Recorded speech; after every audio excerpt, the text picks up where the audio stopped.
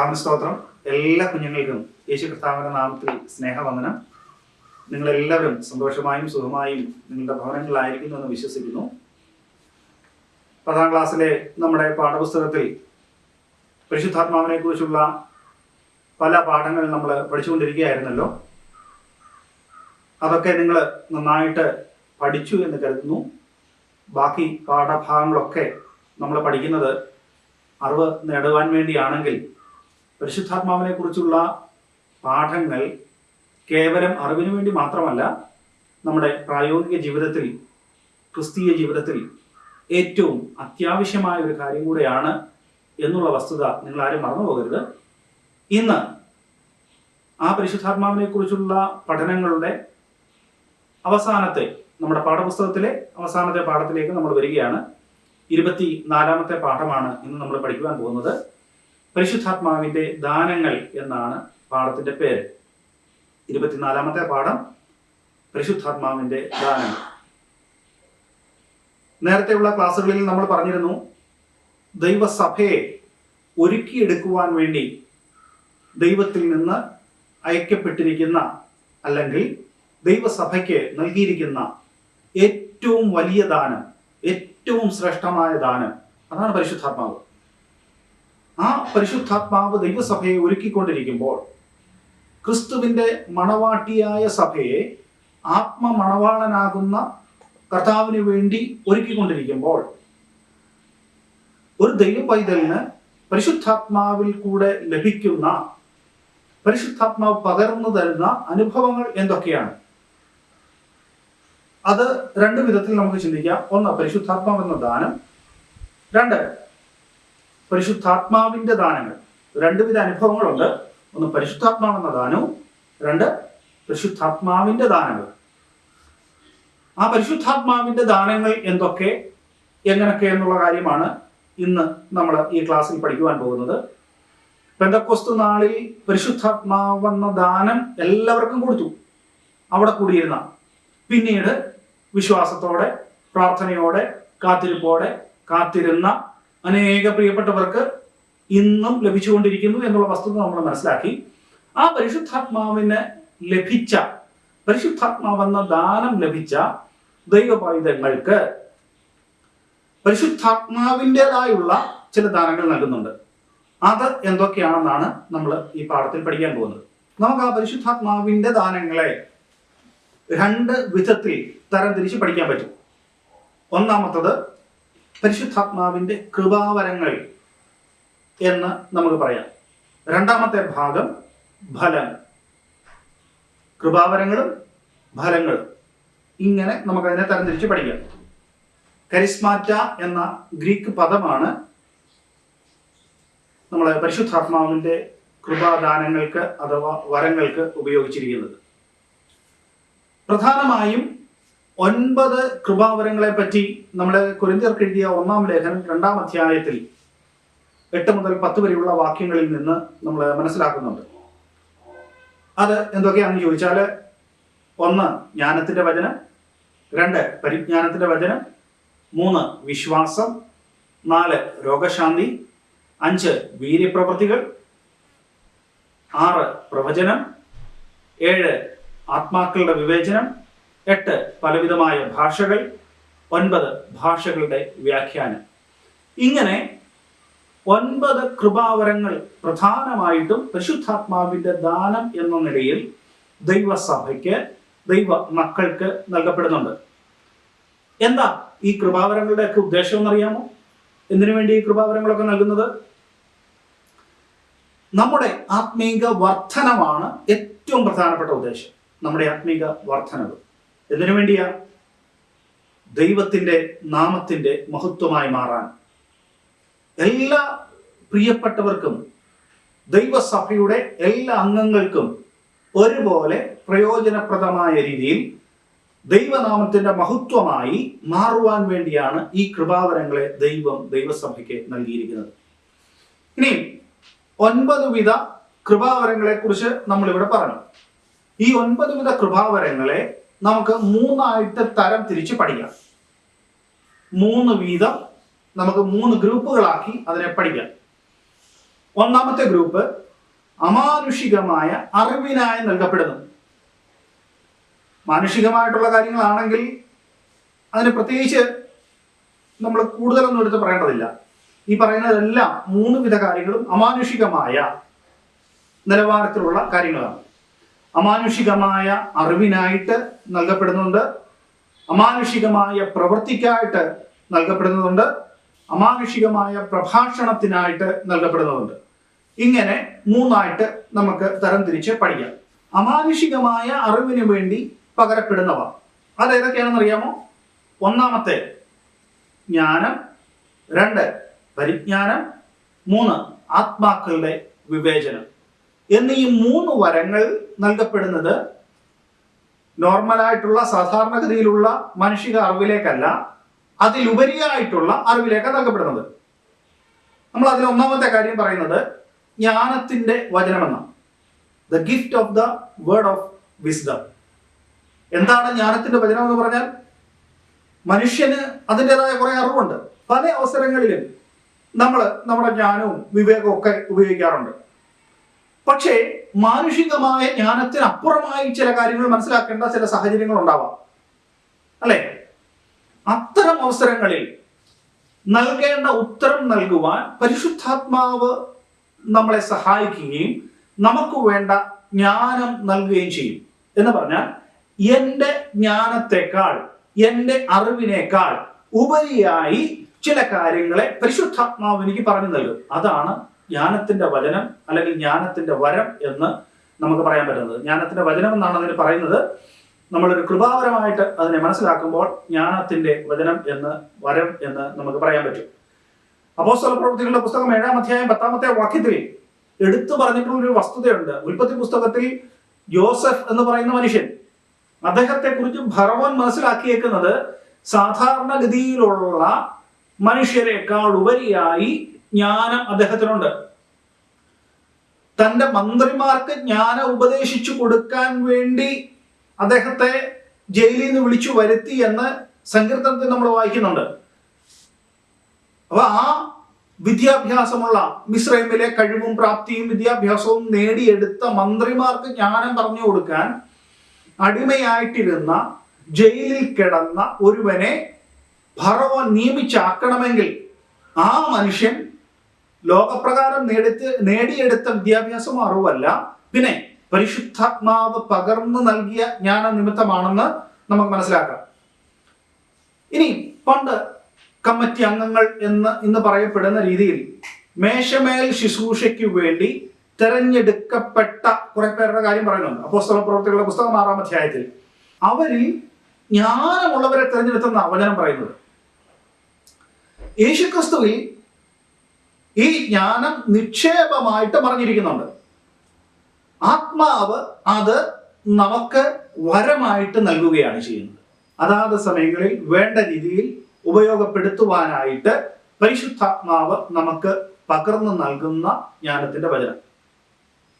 കാര്യം മനസ്സിലായോ? ജ്ഞാനത്തിന്റെ വചനം എന്താണെന്ന്. രണ്ടാമത്തെ വിഷയം പരിജ്ഞാനത്തിന്റെ വചനം.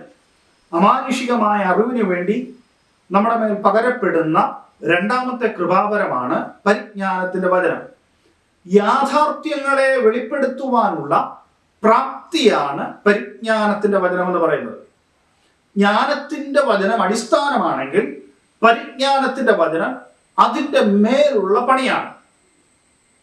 യേശുക്രിസ്തുവിനെ വെളിപ്പെടുത്തുവാൻ ഒരു വ്യക്തിക്ക് ലഭിക്കുന്ന പ്രാപ്തിയെ പരിജ്ഞാനത്തിന്റെ വചനമെന്നാണ് പൗലോസ് അപ്പോസ്തലൻ കൊരിന്ത്യർക്ക് എഴുതിയ 2-ാം ലേഖനം 2-ാം അധ്യായം 14-ാമത്തെ വാക്യം, ഫിലിപ്പ് ലേഖനം 3-ാം അധ്യായം 8-ാമത്തെ വാക്യം, ഈ ഭാഗങ്ങളിലൊക്കെ പറയുന്നത്.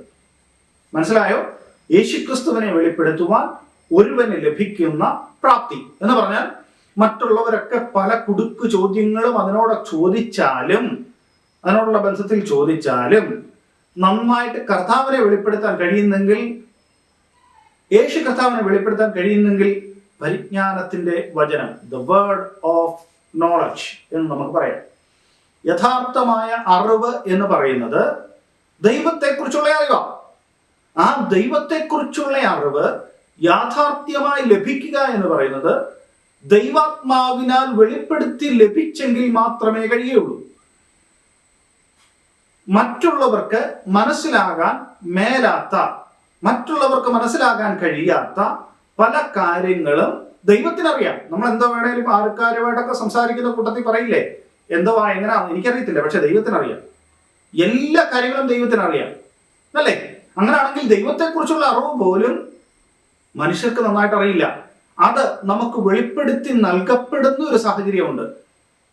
അത് ദൈവത്തിന്റെ ആത്മാവിനാൽ, പരിശുദ്ധാത്മാവ് ദൈവമായതുകൊണ്ട് ദൈവത്തെക്കുറിച്ചുള്ള അറിവ്, യേശുക്രിസ്തുവിനെ മറ്റുള്ളവർ മുമ്പിൽ വെളിപ്പെടുത്തേണ്ടത് എങ്ങനെയോ അങ്ങനെ വെളിപ്പെടുത്താനുള്ള കഴിവ്, പ്രാപ്തി എല്ലാം നൽകുന്നത് പരിശുദ്ധാത്മാവിന്റെ ഈ കൃപാവരത്താലാണ്. അതുകൊണ്ടാണ് നമ്മൾ അതിനെ പരിജ്ഞാനത്തിന്റെ വചനം എന്ന് പറയുന്നത്. മൂന്നാമത്, അമാനുഷികമായ അറിവിനു വേണ്ടി നൽകപ്പെടുന്ന, പകരപ്പെടുന്ന മൂന്നാമത്തെ കൃപാവരം ആത്മാക്കളുടെ വിവേചനമാണ്. The gift of discerning spirit. ഓരോ കാര്യങ്ങളും വിവേചിച്ച് തിരിച്ച് അറിയുന്ന ഒരു അനുഭവം. ഏത് ആത്മാവിനെയും നമ്മൾ വിശ്വസിക്കരുത്. ആത്മാക്കൾ ദൈവത്തിൽ നിന്നുള്ളത് തന്നെയോ എന്ന് നമ്മൾ പരിശോധിക്കുക, ശോധന ചെയ്യുക. അതാണ് ഈ വിവേചനം എന്ന് പറയുന്ന സംഗതിയിൽ നടക്കുന്നത്. യോഹന്നാന്റെ 1-ാം ലേഖനം 4-ാം അധ്യായം 1-2 വാക്യങ്ങളിൽ നമ്മൾ അത് വ്യക്തമായിട്ട് മനസ്സിലാക്കുന്നുണ്ട്. സകലവും ശോധന ചെയ്യണം, എന്നിട്ട് നല്ലത് മുറുകെ പിടിക്കണം. വിവേചനം എന്ന് വെച്ചാൽ യഥാർത്ഥത്തിൽ ഉള്ള് കാണുക എന്നാണ്. സീ ത്രൂ എന്ന് വേണമെങ്കിൽ നമുക്ക് പറയാം. ഉപദേശപരമായും പ്രായോഗികമായും വചനം കൊണ്ട് നമ്മൾ കാര്യങ്ങളെ വിവേചിക്കുകയാണ്. യോഹന്നാന്റെ 1-ാം ലേഖനം 4-ാം അധ്യായം 1-2 വാക്യങ്ങൾ നമ്മൾ നേരത്തെ പറഞ്ഞു. അതിന്റെ കൂട്ടത്തിൽ ബാക്കി 3 മുതൽ 6 വരെയുള്ള വാക്യങ്ങളും കൂടെ നിങ്ങളൊന്ന് വായിച്ചു നോക്കണം. പിന്നെ മത്തായിയുടെ സുവിശേഷം 7-ാം അധ്യായം 15 മുതൽ 23 വരെയുള്ള യേശുക്രിസ്തുവിന്റെ ഗിരിപ്രഭാഷണത്തിന്റെ അകത്തും ഈ വിഷയങ്ങൾ യേശു കർത്താവ് പറയുന്നുണ്ട്. അപ്പം 3 കാര്യങ്ങൾ നമ്മൾ പറഞ്ഞു. അമാനുഷികമായ അറിവിന് വേണ്ടി പകരപ്പെടുന്ന 3 കൃപാവരങ്ങൾ ഏതൊക്കെയാ? ജ്ഞാനത്തിന്റെ വചനം, പരിജ്ഞാനത്തിന്റെ വചനം, ആത്മാക്കളുടെ വിവേചനം. മനസ്സിലായല്ലോ 3 കാര്യങ്ങൾ. ഇനി അടുത്ത 2-ാമത്തെ ഘട്ടത്തിലേക്ക് നമ്മൾ പോവുകയാണ്. അമാനുഷികമായ പ്രവൃത്തിക്കു വേണ്ടി പകരപ്പെടുന്ന കൃപാവരങ്ങൾ. കർത്താവിന്റെ സ്തോത്രം. അമാനുഷികമായ പ്രവൃത്തിക്കു വേണ്ടി പകരപ്പെടുന്ന 3 കൃപാവരങ്ങളുണ്ട്. 1 വിശ്വാസം, 2 രോഗശാന്തിക്കുള്ള വരം, 3 വീര്യപ്രവൃത്തികൾ. ഈ 3 കാര്യങ്ങളാണ്. അതിൽ 1-ാമത്തെ വിഷയം വിശ്വാസം. വിശ്വാസം എന്ന് പറഞ്ഞാൽ എന്താ? ആശിക്കുന്നതിന്റെ ഉറപ്പും കാണാത്ത കാര്യങ്ങളുടെ നിശ്ചയവും. ഇതെല്ലാവർക്കും അറിയാം. ക്രിസ്തീയ ജീവിതത്തിന്റെ അടിസ്ഥാനം എന്ന് പറയുന്നത് എന്തോ? വിശ്വാസം. ആ വിശ്വാസത്തെ കുറിച്ചാണോ ഇവിടെ പറയുന്നത്? അല്ല, തികച്ചും വ്യത്യസ്തമാണ്. ഒരുവനെ രക്ഷയ്ക്ക് പ്രാപ്തനാക്കുന്ന വിശ്വാസമല്ല കൃപാവരം എന്ന് പറയുന്ന വിശ്വാസം. രക്ഷയ്ക്ക് വിശ്വാസം വേണ്ടാന്നോ, ക്രിസ്തീയ ജീവിതത്തിന്റെ അടിസ്ഥാനമായ വിശ്വാസം തെറ്റാണെന്നോ ഒന്നുമല്ല ഞാൻ പറഞ്ഞേ. വിശ്വാസത്താലാണ് നമ്മൾ നീതീകരിക്കപ്പെടുന്നതെന്നും വിശ്വാസത്താലാണ് രക്ഷ പ്രാപിക്കുന്നതെന്നുള്ള കാര്യങ്ങളെല്ലാം സത്യം തന്നെയാണ്. അല്ലെന്നല്ല ഞാൻ പറഞ്ഞത്. രക്ഷിക്കപ്പെടുവാൻ സഹായിക്കുന്ന വിശ്വാസം ദൈവത്തിന്റെ ദാനമാണ്. എഫെസ്യ ലേഖനം 2-ാം അധ്യായം 8-ാമത്തെ വാക്യത്തിൽ അത് നമ്മൾ വായിക്കുന്നുണ്ട്. എന്നാൽ വിശ്വാസം എന്ന വരം അത്ഭുതം നടക്കുമെന്ന് അചഞ്ചലമായിട്ടുള്ള ഒരു ഉറപ്പുണ്ട്. അതാണ് വിശ്വാസം എന്ന വരം. മർക്കോസ് എഴുതിയ സുവിശേഷം 11-ാം അധ്യായം 22-ാമത്തെ വാക്യം, മത്തായി എഴുതിയ സുവിശേഷം 17-ാം അധ്യായം 20-ാമത്തെ വാക്യം, അപ്പോസ്തല പ്രവൃത്തികൾ 3-ാം അധ്യായം 4-ാമത്തെ വാക്യം.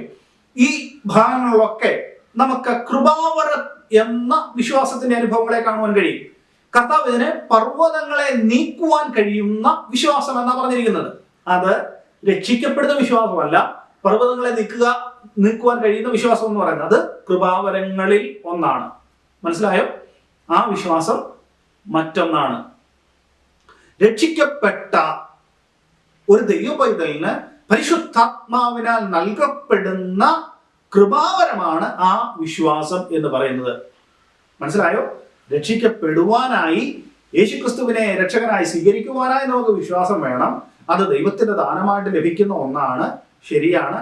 പക്ഷേ രക്ഷിക്കപ്പെട്ട ദൈവ പൈതലിന് ദൈവം നൽകുന്ന പരിശുദ്ധാത്മാവിനാൽ നൽകപ്പെടുന്ന കൃപാവരമാണ് വിശ്വാസം എന്ന വരം. ഓക്കെ, ഇനി 2-ാമത്തെ കാര്യം, അമാനുഷികമായ പ്രവൃത്തികൾ ചെയ്യുന്നതിലെ 2-ാമത്തെ കൃപാവരം എന്ന് പറയുന്നത് രോഗശാന്തികളുടെ വരമെന്നാണ്. പ്രാർത്ഥനയിലൂടെ രോഗികൾക്ക് രോഗസൗഖ്യം നൽകുന്ന ഒരനുഭവമുണ്ട്. അത് ലഭിക്കുവാൻ പരിശുദ്ധാത്മാവ് ഏൽപ്പിക്കുന്ന വരമാണ് രോഗശാന്തി എന്നുള്ളത്. യേശുക്രിസ്തു സ്വർഗാരോഹണം ചെയ്യുമ്പോൾ പറഞ്ഞത്, വിശ്വസിക്കുന്നവരാൽ ഈ അടയാളങ്ങൾ നടക്കും, എന്ന നാമത്തിൽ അവർ ഭൂതങ്ങളെ പുറത്താക്കും, രോഗികളുടെ മേൽ കൈവച്ചാൽ അവർക്ക് സൗഖ്യം വരും. മർക്കോസ് സുവിശേഷം 16-ാം അധ്യായം 17-18 വാക്യങ്ങളിലൊക്കെ നമുക്ക് ഈ ഭാഗമാണ്. ഈ വരം ലഭിച്ചവർക്ക് എല്ലാവരെയും സൗഖ്യമാക്കാൻ കഴിഞ്ഞിരുന്നില്ല എന്നും കൂടെ നമ്മൾ മനസ്സിലാക്കണം. വ്യക്തികളുടെ പ്രവൃത്തിക്കല്ല, ദൈവത്തിന്റെ ഹിതത്തിനാണ് പ്രാധാന്യം നൽകുന്നത്. ദൈവത്തിന് ആ വ്യക്തിയെ സൗഖ്യമാക്കണമെങ്കിൽ ഞാൻ പ്രാർത്ഥിക്കുമ്പോൾ അല്ലെങ്കിൽ നിങ്ങൾ പ്രാർത്ഥിക്കുമ്പോൾ എനിക്ക് ആ രോഗശാന്തിക്കുള്ള വരമുണ്ടെങ്കിൽ, നിങ്ങൾക്ക് ആ രോഗശാന്തിക്കുള്ള വരമുണ്ടെങ്കിൽ, ദൈവത്തിന്റെ ഹിതപ്രകാരമുള്ളൊരു വിഷയമാണെങ്കിൽ അവിടെ സൗഖ്യം സംഭവിക്കും. മനസ്സിലായോ? പറഞ്ഞേ, രോഗശാന്തിക്കുള്ള വരം.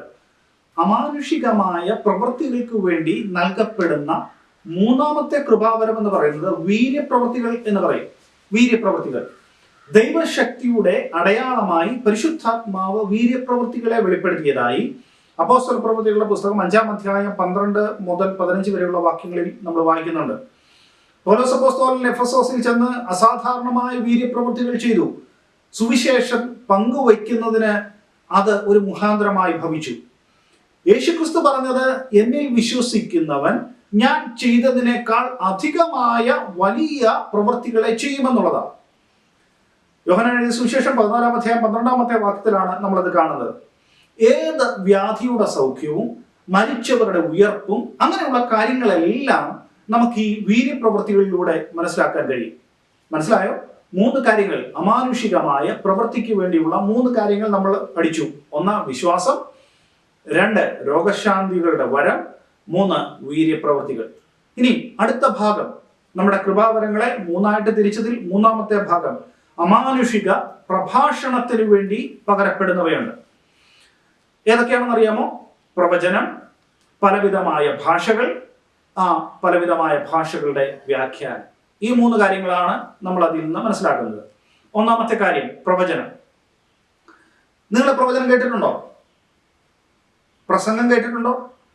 പ്രഭാഷണം എന്ന് പറയുമ്പോൾ പ്രസംഗം എന്നുള്ളതല്ലേ ഉദ്ദേശിക്കുന്നത്, അല്ലേ? മനസ്സിലായില്ലേ? അപ്പോ പ്രവചനവും പ്രഭാഷണവും രണ്ടും ഒന്നാണ്? അല്ല, രണ്ടും രണ്ടാ. പ്രവചനം എന്ന് പറഞ്ഞാൽ എന്താ? പത്രോസ് അപ്പോസ്തലൻ 1-ാം അധ്യായം 21-ാമത്തെ വാക്യത്തിൽ പറയുന്ന പ്രവചനത്തിന്റെ ഒരു നിർവചനം കൊടുത്തിട്ടുണ്ട്. പ്രവചനം എന്ന് പറയുന്നത് ഒരിക്കലും മനുഷ്യന്റെ ഇഷ്ടത്താൽ വന്നതല്ല, മനുഷ്യൻ പരിശുദ്ധാത്മ നിയോഗം പ്രാപിച്ചിട്ട് സംസാരിച്ചതത്തെ. ദൈവകൽപ്പനയാൽ മനുഷ്യൻ പരിശുദ്ധാത്മ നിയോഗം പ്രാപിച്ചിട്ട് സംസാരിക്കുന്നതാണ് പ്രവചനം എന്ന് പറയുന്നത്. പ്രവചനവും പ്രഭാഷണവും തമ്മിലുള്ള വ്യത്യാസവും അത് തന്നെയാണ്. പ്രവചനം എന്ന് പറയുന്നത് പ്രാപിച്ച് നൽകുന്ന വചനമാണ് പ്രവചനം. പ്രഭാഷണം എന്ന് പറയുന്നത് പഠിച്ചിട്ട് നൽകുന്ന വചനം, പഠിച്ച് കാര്യങ്ങൾ അറിയിക്കുകയാണ്. മറ്റുള്ള വ്യക്തികളുടെ ആന്തരിക നിലവാരത്തെ വിവേചിച്ച് ആ വ്യക്തി ആയിരിക്കുന്ന പശ്ചാത്തലം വെളിപ്പെടുത്തുന്ന ദൈവാത്മാവ് തനിക്ക് നൽകി കൊടുത്തിട്ടുള്ള ആ അറിവുകളെ പറഞ്ഞു കൊടുക്കുന്ന പേരാണ് പ്രവചനം എന്ന് പറയുന്നത്. അപ്പോസ്തല പ്രവൃത്തികളുടെ പുസ്തകം 15-ാം അധ്യായം 32-ാമത്തെ വാക്യം, 21-ാം അധ്യായം 9-ാമത്തെ വാക്യം, കൊരിന്ത്യർക്ക് എഴുതിയ 1-ാം ലേഖനം 14-ാം അധ്യായം 9-ാമത്തെ വാക്യം, ഈ വിഷയങ്ങളൊക്കെ, ഈ വാക്യങ്ങളൊക്കെ, ഈ വേദഭാഗങ്ങളിലൊക്കെ നമുക്ക് ആ പ്രവചനത്തിന്റെ കാര്യങ്ങളെ മനസ്സിലാക്കാൻ കഴിയും. പ്രവചിക്കുന്നവനോ ആത്മീക വർധനവിനും പ്രബോധനത്തിനും ആശ്വാസത്തിനുമായിട്ടാണ് മനുഷ്യരോട് സംസാരിക്കുന്നത്. മനസ്സിലായോ? എന്തിനു വേണ്ടിയാണ് പ്രവചിക്കുന്നത്? ആത്മീക വർധനവ്, പ്രബോധനം, ആശ്വാസം. ഇത് 3 നമുക്ക് ലഭിക്കേണ്ടത്. കൊരിന്ത്യർക്ക് എഴുതിയ 1-ാം ലേഖനം 14-ാം അധ്യായം 1-3 വാക്യങ്ങളിൽ പ്രവചനവരം വാഞ്ചിക്കേണ്ട, ആഗ്രഹിക്കേണ്ട ഒരു വരമാണ്. എല്ലാ വരങ്ങളും നമ്മൾ വാഞ്ചിക്കണം. പക്ഷെ പ്രവചനവരം വാഞ്ചിപ്പീൻ എന്ന തെസ്സലോനിക്ക ലേഖനത്തിൽ പൗലോസ് അപ്പോസ്തലൻ 5-ാം അധ്യായം 20-ാമത്തെ വാക്യത്തിൽ പ്രത്യേകിച്ച് എടുത്ത് പറയുന്നുണ്ട്. ബാക്കിയുള്ള വരങ്ങളെ കുറിച്ചൊന്നും അത്രയും അങ്ങോട്ട് എടുത്തു പറയുന്നില്ല. നമ്മൾ അടുത്ത വരമാണ് ഏറ്റവും കൂടുതൽ വാഞ്ചിക്കുന്നത്, അല്ലേ? എന്തിനാ? നമ്മൾ നേരത്തെ ഒരു ക്ലാസ്സിൽ പഠിച്ചായിരുന്നു, പരിശുദ്ധാത്മാവിന്റെ പ്രത്യക്ഷമായ ഒരു അടയാളം. അതാണ് അമാനുഷിക പ്രഭാഷണത്തിന് വേണ്ടി നൽകപ്പെടുന്ന 2ാമത്തെ കൃപാവരം. 2ാമത്തെ കൃപാവരം ഏതാണ്? പലവിധ ഭാഷകൾ. താൻ ഒരിക്കലും അഭ്യസിച്ചിട്ടില്ലാത്ത ഭാഷയിൽ ദൈവത്തെ സ്തുതിക്കുവാൻ നൽകിയിരിക്കുന്ന പദവിയാണ് അന്യഭാഷ എന്ന് പറയുന്നത്. കൊരിന്ത്യർക്ക് എഴുതിയ ലേഖനം 13-ാം അധ്യായത്തിൽ നമ്മൾ വായിക്കുന്നുണ്ട്, ഞാൻ മനുഷ്യരുടെയും ദൂതന്മാരുടെയും ഭാഷയിൽ സംസാരിച്ചാലും എന്ന് പറഞ്ഞാൽ ഞാൻ അന്യഭാഷയിൽ സംസാരിച്ചാലും എന്നാ. അപ്പൊ അന്യഭാഷയുടെ മറ്റൊരു പേര് നമുക്ക് പറയാൻ പറ്റുന്നത്, അത് മനുഷ്യരുടെ ഭാഷയുണ്ട്, ദൂതന്മാരുടെ ഭാഷയുണ്ട്. ഇത് രണ്ടും കൊണ്ട് നമുക്ക് ദൈവത്തെ മഹത്വപ്പെടുത്താൻ കഴിയും. അന്യഭാഷകൾ രണ്ട് വിധത്തിലുണ്ട്. ഒന്ന്, ദൈവത്തെ സ്തുതിക്കുവാൻ വേണ്ടി മാത്രം നൽകിയിട്ടുള്ള അന്യഭാഷകൾ. കൊരിന്ത്യർക്ക് എഴുതിയ 1-ാം ലേഖനം 14-ാം അധ്യായം 2-ാമത്തെ വാക്യം. ഇനി രണ്ടാമതുള്ള കാര്യം, ആ 14-ാം അധ്യായം 5-ാമത്തെ വാക്യത്തിൽ പറയുന്നുണ്ട്, ആ അന്യഭാഷ വ്യാഖ്യാനിച്ച് പൊതുസഭയോട് ദൂത് പറയണം. ആ വിഷയം നമ്മൾ അടുത്ത പോയിന്റായിട്ട് നമ്മൾ പഠിക്കുന്നുണ്ട്. അപ്പൊ ഈ രണ്ട് രീതിയിൽ നമുക്ക് അന്യഭാഷ നൽകപ്പെട്ടിട്ടുണ്ട്. എന്തായാലും സംഭവിക്കുന്ന കാര്യം പൊതുപ്രയോജനം, അല്ലെങ്കിൽ ഒരു വ്യക്തിയുടെ ആത്മീക വർധനവ്. അന്യഭാഷയിൽ സംസാരിക്കുന്നവൻ തനിക്ക് തന്നെ ആത്മീക വർധനവ് വരുത്തുന്നു. അപ്പോൾ തനിക്ക് ഒരാത്മീക വർധനവ്. ഇനി രണ്ടാമത്തെ വിഷയം അനുസരിച്ച് പറയുകയാണെങ്കിൽ, വ്യാഖ്യാനിച്ച് പൊതുസഭയുടെ ദൂത് പറയുമ്പോൾ പൊതുസഭയുടെ ആത്മീക വർധനവ്. രണ്ട് കാര്യങ്ങൾ മനസ്സിലായോ? രണ്ടാമത്തെ പോയിന്റ് മനസ്സിലായോ? പലവിധ ഭാഷകൾ. മൂന്നാമത്തെ കാര്യം, അമാനുഷികമായ പ്രഭാഷണത്തിന് വേണ്ടി നൽകപ്പെടുന്ന മൂന്നാമത്തെ കൃപാവരം. അമാനുഷികമായ പ്രഭാഷണത്തിന് വേണ്ടി നൽകപ്പെടുന്ന മൂന്നാമത്തെ കൃപാവരം എന്ന് പറയുന്നത് ഭാഷകളുടെ വ്യാഖ്യാനമാണ്. അന്യഭാഷകളിൽ സംസാരിക്കുമ്പോൾ പരിശുദ്ധാത്മാവ് ബുദ്ധിയെ അബലമാക്കിക്കൊണ്ട്, അതിന്റെ അർത്ഥം വ്യക്തമായ ഭാഷയിൽ നൽകുന്നതാണ് ഭാഷകളുടെ വ്യാഖ്യാനം എന്ന് പറയുന്നത്. എന്ന് പറഞ്ഞാൽ ഒരാൾ അന്യഭാഷയിൽ സംസാരിച്ചുകൊണ്ട് നിൽക്കുമ്പോൾ മറ്റുള്ളവർക്ക് അത് മനസ്സിലാവണമെന്നില്ല. അപ്പൊ അത് പരിശുദ്ധാത്മാവ് ആ പറയുന്നതിന്റെ വ്യാഖ്യാനം നൽകുന്ന ഒരു കാര്യമുണ്ട്. എന്ന് പറഞ്ഞാൽ വിദേശത്തു നിന്ന് ഒരാൾ വന്ന് ഇംഗ്ലീഷിൽ പ്രസംഗിക്കുന്നു, നാട്ടിലുള്ള എല്ലാവർക്കും മനസ്സിലാവില്ല, മറ്റൊരാൾ അത് തർജ്ജിമ ചെയ്ത് പറയില്ലേ എന്നതുപോലെ ഭാഷകളുടെ വ്യാഖ്യാനം. ഒരാൾ അന്യഭാഷയിൽ സംസാരിക്കുമ്പോൾ അതെന്താണ് പറയുന്നതെന്ന് നമുക്ക് വ്യാഖ്യാനിച്ച് നൽകുക, ഇതാണ് ഇതിന്റെ അർത്ഥം. ഇത് പ്രവചനത്തിന്റെ ഒരു ഭാഗമാണ്. കൊരിന്ത്യർക്ക് എഴുതിയ 1-ാം ലേഖനം 14-ാം അധ്യായം 5 മുതൽ 22 വരെയുള്ള വാക്യങ്ങളിൽ അത് നമ്മൾ മനസ്സിലാക്കുന്നുണ്ട്. കടന്നു വരുന്ന ഒരു അവിശ്വാസി, ആ വ്യക്തി, അദ്ദേഹം ആരോടും ഒന്നും പറയാതെ വന്നിരുന്നാലും അദ്ദേഹത്തിന്റെ ഹൃദയത്തിലെ രഹസ്യങ്ങളൊക്കെ ഇങ്ങനെ വിളിച്ചു പറയുമ്പോൾ അത് കേട്ട് പാപബോധമുണ്ടായി ദൈവത്തിങ്കലേക്ക് തിരിയാനും ഒരു മാനസാന്തര അനുഭവത്തിനും അത് കാരണമായി തീരും. ദൈവാത്മാവിനാൽ ഓരോ കാര്യങ്ങൾ വിളിച്ച് പറയുന്ന ഒരു അനുഭവമാണത്. ഒരാള് അന്യഭാഷയിൽ സംസാരിക്കുമ്പോൾ മറ്റൊരാള് അതിനെ വ്യാഖ്യാനിക്കുക എന്നാണ് പറയുന്നതിന്റെ അർത്ഥം. മനസ്സിലായോ? പലവിധമായ ഭാഷകളുടെയും വ്യാഖ്യാനം. ഈ 3 കാര്യങ്ങളാണ് നമ്മൾ അമാനുഷികമായ പ്രഭാഷണത്തിന് വേണ്ടി നൽകപ്പെടുന്ന കൃപാവരങ്ങളുടെ കൂട്ടത്തിൽ നമ്മൾ പഠിക്കുന്നത്. 3 കാര്യങ്ങൾ മനസ്സിലായോ? കൃപാവരങ്ങൾ 9. ആ 9 കൃപാവരങ്ങളെ നമ്മൾ 3ആയിട്ട് തിരിച്ചു. അമാനുഷികമായ അറിവിലേക്ക്, അമാനുഷികമായ പ്രവൃത്തികൾക്ക് വേണ്ടി, അമാനുഷികമായ പ്രഭാഷണത്തിന് വേണ്ടി. ഇനി ഈ പാഠത്തിലെ രണ്ടാമത്തെ ഭാഗം പരിശുദ്ധാത്മാവിന്റെ വരങ്ങളെ കുറിച്ച് നമ്മൾ മനസ്സിലാക്കി. ഇനി അടുത്തത് ഫലങ്ങളാണ്. ആത്മാവിന്റെ ഫലം എന്ന് നമ്മൾ കേട്ടിട്ടുണ്ടാവാം, അല്ലേ? ആത്മാവ് പ്രാപിച്ച ഓരോ വിശ്വാസിയിലും ആത്മാവിന്റെ ഫലം ഉണ്ടാകണം.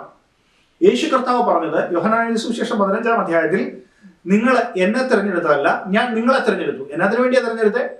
നിങ്ങൾ പോയി ഫലം കായ്ക്കണം, നിങ്ങളുടെ ഫലം നിലനിൽക്കണം. അപ്പൊ ആത്മാവിന്റെ ഫലങ്ങളെ കുറിച്ച് നമ്മൾ പറയുമ്പോൾ അത് 2 രീതിയിലുള്ള ഫലങ്ങളാണ്. ഒന്ന് സബ്ജക്റ്റീവ്, 2 ഒബ്ജക്റ്റീവ്. ഓക്കെ, അത് നമ്മൾ വിശദമായിട്ട് ഇവിടെ പഠിക്കുന്നില്ല. ഇവിടെ പഠിക്കുന്ന പ്രധാനപ്പെട്ട കാര്യങ്ങൾ ഗലാത്യ ലേഖനം 5-ാം അധ്യായം 22-ാമത്തെ വാക്യത്തിൽ പറയുന്ന 9 വിഷയങ്ങളുണ്ട്. 9 വിഷയങ്ങൾ. അത് 9 ഫലങ്ങളായിട്ടല്ല നമ്മൾ കാണുന്നത്, ഒരു ഫലമായിട്ടാണ് കാണുന്നത്. മനസ്സിലായോ? 9 ഫലങ്ങളല്ല, ഒരു ഫലം. ആ ഒരു ഫലത്തിലെ 9 അല്ലികളാണ് അത്. കൃപാവരങ്ങളെ കുറിച്ച് നമ്മൾ പറഞ്ഞപ്പോൾ 9 എണ്ണം പറഞ്ഞത് വ്യത്യസ്തമായ 9 എണ്ണമാണ്. പക്ഷേ ഇത് ഒറ്റ ഫലത്തിലെ എന്ന് പറഞ്ഞാൽ, ഓറഞ്ചില്ലേ, ഓറഞ്ച് പൊളിച്ചു നോക്കുമ്പോൾ അതിൻ്റെ അകത്ത് ഒത്തിരി അല്ലികളില്ലേ? ചിലപ്പോൾ 8 കാണാം, ചിലപ്പോൾ 9 കാണാം. ആ ഓറഞ്ചിന്റെ വലിപ്പം അനുസരിച്ചൊക്കെ ചിലപ്പോൾ നിങ്ങൾക്ക് അതിൽ കൂടുതലൊക്കെ കിട്ടിയിട്ടുണ്ടാവും, അല്ലേ? എന്ന് പറഞ്ഞതുപോലെ ഒരു ഫലത്തിലെ 9 അല്ലികളാണ് ഗലാത്യ ലേഖനം 5-ാം അധ്യായം 22-ാമത്തെ വാക്യത്തിൽ പറയുന്നത്. എന്തൊക്കെയാണെന്നറിയാമോ? മനപ്പാടമായിട്ട് പറയാൻ പറ്റുമോ?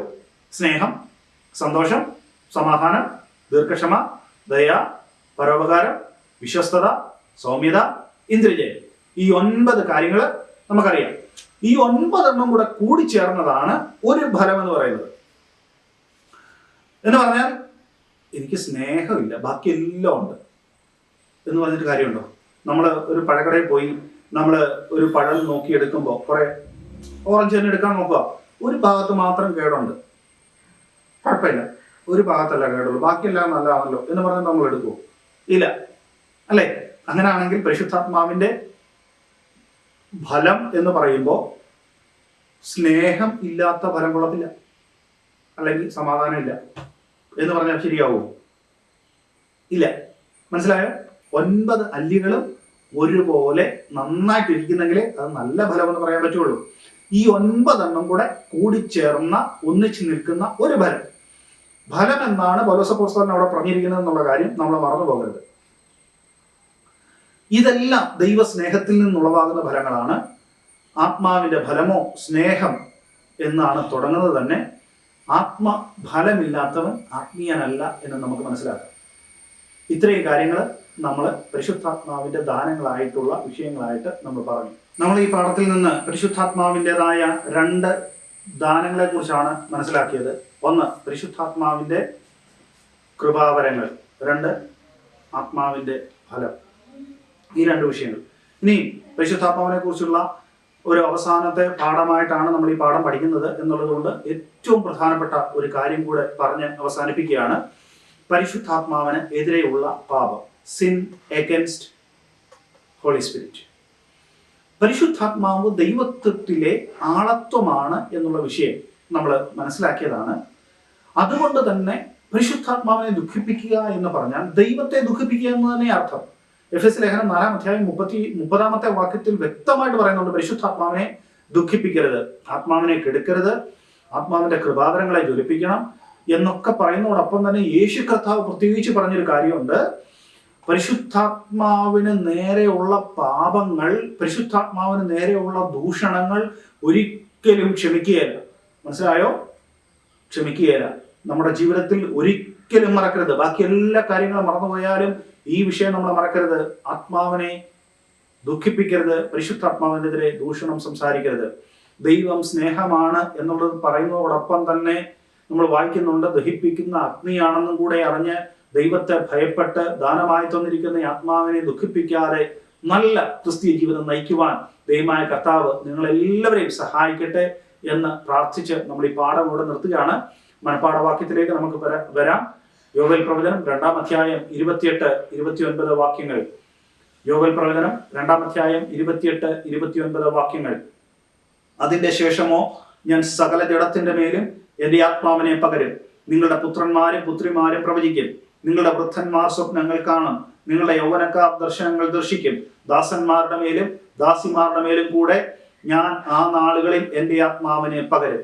പരിശുദ്ധാത്മാവിന്റെ പകർച്ച അനുഭവിച്ചറിയുവാൻ, ആത്മനിറവോടെ ആത്മസ്നാനത്തോടെ ഒക്കെയുള്ള അനുഭവത്തിൽ മുന്നേറുവാൻ കർത്താവ് നമ്മെ സഹായിക്കട്ടെ. അതോടൊപ്പം തന്നെ പരിശുദ്ധാത്മാവിന്റെ ദാനങ്ങളായ കൃപാവരങ്ങൾ, അതിനേക്കാൾ ഉപരിയായിട്ട് ആത്മാവിന്റെ ഫലം ഉള്ള അനുഗ്രഹിക്കപ്പെട്ട നല്ല ക്രിസ്തീയ ജീവിതം ചെയ്തെടുക്കുവാൻ ദൈവമായ കർത്താവ് നിങ്ങളെല്ലാവരെയും സഹായിക്കട്ടെ. പ്രായോഗിക ക്രിസ്തീയ ജീവിതം ആത്മാവിനെ കൂടാതെ വിജയകരമായി തീരുകയില്ല എന്ന് മനസ്സിലാക്കിക്കൊണ്ട് ആത്മനിറവോടെയുള്ള ജീവിതം നയിപ്പാൻ ദൈവസന്നിധിയിൽ നമ്മെ തന്നെ സമർപ്പിച്ച് നമുക്ക് പ്രാർത്ഥിക്കാം.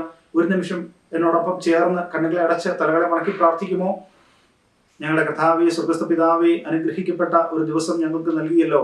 പരിശുദ്ധാത്മാവിന്റെ വിവിധ കൃപാവരങ്ങളെ കുറിച്ച്, പരിശുദ്ധാത്മാവിന്റെ നല്ല ഫലങ്ങളെ കുറിച്ചൊക്കെ മനസ്സിലാക്കുവാൻ ഇന്ന് പകലിൽ ഞങ്ങളെ സഹായിച്ച ദൈവ കരുണയ്ക്കായിട്ട് ഞങ്ങൾ അങ്ങേക്ക് നന്ദി പറയുന്ന കർത്താവേ, അമാനുഷികമായ രീതിയിലുള്ള അറിവ് നൽകുന്ന, അമാനുഷികമായ രീതിയിലുള്ള പ്രവൃത്തിക്ക് വേണ്ടി തയ്യാറാക്കുന്ന, മാനുഷികമായ നിലയിലുള്ള പ്രഭാഷണത്തിന് വേണ്ടി ഞങ്ങളെ ഒരുക്കുന്ന കൃപാവരങ്ങളെ കുറിച്ചൊക്കെ ഞങ്ങൾക്ക് പഠിക്കുവാൻ ഇന്ന് കൃപ നൽകിയല്ലോ. ഇതിനേക്കാൾ എല്ലാം ഉപരിയായി ആത്മാവിന്റെ ഫലമുള്ള നല്ല ക്രിസ്തീയ ജീവിതം നയിച്ചെടുക്കുവാൻ ഞങ്ങളെല്ലാവരെയും കർത്താവ് സഹായിക്കേണ്ടതിനായി പ്രാർത്ഥിക്കുന്നു. ഞങ്ങളുടെ ജീവിതകാലത്ത് ഒരിക്കലും പരിശുദ്ധാത്മാവിനെ ദുഃഖിപ്പിക്കാതെ, പരിശുദ്ധാത്മാവിനെതിരെ ദൂഷണം സംസാരിക്കുവാനിടയാകാതെ നല്ല വിശ്വസ്ത ക്രിസ്തീയ ജീവിതം നയിപ്പാൻ അവിടെ ഞങ്ങളെ സഹായിക്കണമേ. അവിടുത്തെ ആത്മാവിനാൽ ഞങ്ങളെ കൈപിടിച്ച് താങ്ങി നടത്തേണ്ടതിനായി ഞങ്ങൾ ദൈവസ്ഥിതിയിൽ ഏൽപ്പിക്കുന്നു. ദൈവകൃപ പകർന്നു നൽകി ഞങ്ങളെ എല്ലാവരെയും ഒരുപോലെ അനുഗ്രഹിക്കണം. തിരുനാമത്തെ മഹത്വപ്പെടുത്തണം. യേശുവിൻ നാമത്തിൽ തന്നെ ആമേൻ. 6 ചോദ്യങ്ങൾ മാത്രമാണ് ഇന്നത്തെ നമ്മുടെ പാഠത്തിന്റെ അവസാനം കൊടുത്തിട്ടുള്ളത്. ആ 6 ചോദ്യങ്ങളുടെയും ഉത്തരം നിങ്ങൾ നന്നായിട്ട് എഴുതി നിങ്ങളുടെ അധ്യാപകരെ കാണിക്കുക. കർത്താവ് നിങ്ങളെല്ലാവരെയും സഹായിക്കട്ടെ. എല്ലാവർക്കും ആത്മാവിൻ്റെ നിറവിലുള്ള കൃപാവരങ്ങളോടുകൂടി ആത്മഫലത്തോടുകൂടിയുള്ള നല്ല ക്രിസ്തീയ ജീവിതം ഞാൻ ആശംസിക്കുന്നു. പ്രാപിച്ചെടുക്കുവാൻ നിങ്ങളെ തന്നെ സമർപ്പിക്കുക.